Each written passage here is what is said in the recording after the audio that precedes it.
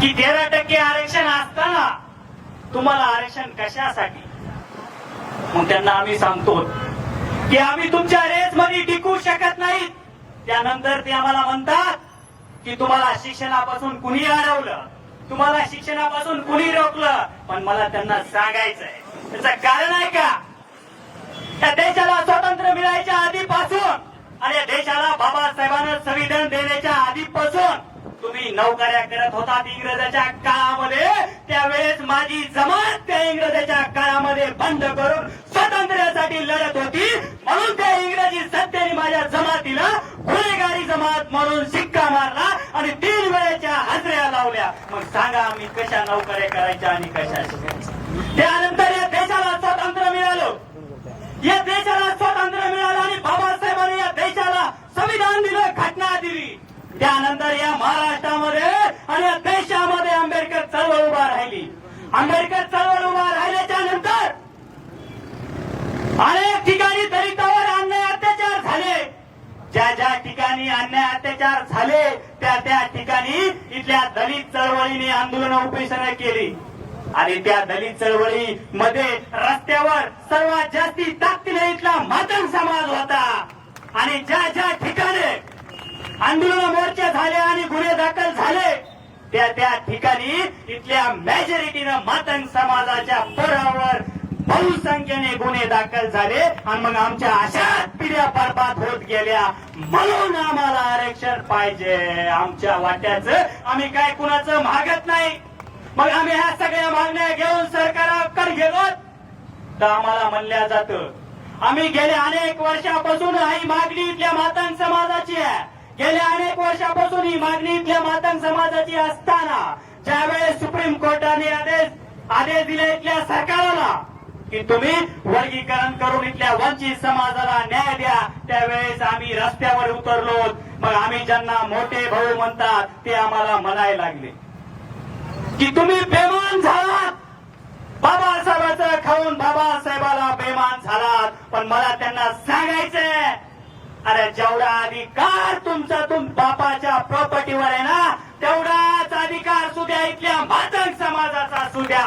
आणि डॉक्टर बाबासाहेब आंबेडकर कुणाच्या बापाची जागिरी नाही. डॉक्टर बाबासाहेब आंबेडकर हे इथल्या मातंग समाजाचे नव्हे तर या देशाचे बाप आहेत. आणि त्या बापावर सर्वांचा समान अधिकार आहे. आणि त्यांनी आम्हाला सांगू नये. सर्व मान्यवराला सांगतोय या माजलगाव तालुक्यामध्ये आणि धारूर तालुक्यामध्ये वडवणी तालुक्यामध्ये मिलिंद भाऊ मुजबले आणि बाबा कांबळे यांनी सुरुवात केली आंदोलनाला आणि रस्ता रोको करायला. तर आम्हाला परवा तिकडे लोंढे ताई आल्या होत्या, दिंदूडला आल्या होत्या, त्यांना सांगणारच आहे. आणि तिथं त्या ठिकाणी आमचे अरे बाबा कांबळेचं नाव घेऊन ट्रोल करतात, बाबा कांबळेचं नाव घेऊन ट्रोल करतात. अरे ते म्हणतात की हा माजलगाव मतदारसंघ आंबेडकर चळवळीचा आहे, हा माजलगाव मतदारसंघ आंबेडकर चळवळीचा आहे आणि तो एक बाबा कांबळे आम्हाला विरोध करतोय.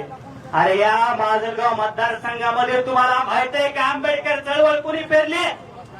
आणि आम्हाला विचार आम्ही सांगतो आंबेडकर चळवळ या मतदारसंघा नव्हे, या जिल्ह्यामध्ये नव्हे तर या महाराष्ट्रामध्ये एकनाथराव साहेबांनी आंबेडकर चळवळ चळवली. आणि तुम्ही आम्हाला आंबेडकर चळवळ शिकवतात?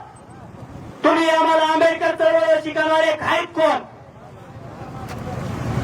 अरे अनेक वर्षांनी तुम्ही आमचा वापर करून घेतला, आमचा वापर करून मोठमोठाले पद तुम्ही घेतले. राजकीय प्रवाहामध्ये तुम्ही आमच्या जीवावर आलात हे तुम्ही विसरू नका. तुम्ही तुमच्या सोयी अनुसार बाबासाहेबांची विचारधारा सांगताय. पण मला तुम्हाला सांगायचं आहे की तुम्ही म्हणता की आम्ही बेमान झालो.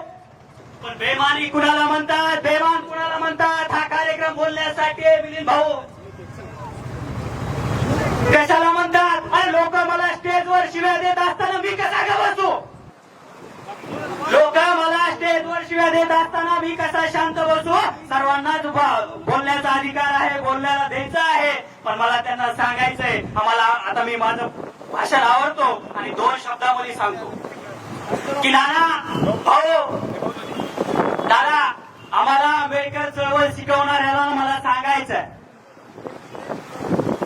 त्या देशाला स्वतंत्र झाल्यापासून इथं काँग्रेसची सत्ता आहे या देशामध्ये काँग्रेस आहे आणि ज्या लोकांना बाबासाहेबांच्या हयातीमध्ये बाबासाहेबाला त्रास दिला ज्या लोकांना बाबासाहेबाला पडण्यासाठी बाबासाहेबाच्या जातीतला माणूस उभा केला गेल्या 70 वर्षापासून तुम्ही त्यांच्या मांडीवर बसून त्यांच्या बागलाला बसून तुम्ही आमदारक्या खासदारक्या मंत्रीपद घेतले आणि आम्हाला बाबासाहेबांची विचारधारा शिकवता आणि बाबासाहेब त्या काँग्रेसला म्हणते होते जळतं घर बाबासाहेब म्हणले होते हे जळतं घर मग त्यांच्या सोबत तुम्हाला मांडीला मांडी लावून बसायला कसं जमतंय मग त्यावेळेस तुम्हाला आमदारक्या खासदारक्या मंत्रीपद घ्यायला जमतंय त्यावेळेस कुठे गेली बाबासाहेबांची विचारधारा आणि एक विधान परिषदेवर मातांग समाजाचा आमदार घेतला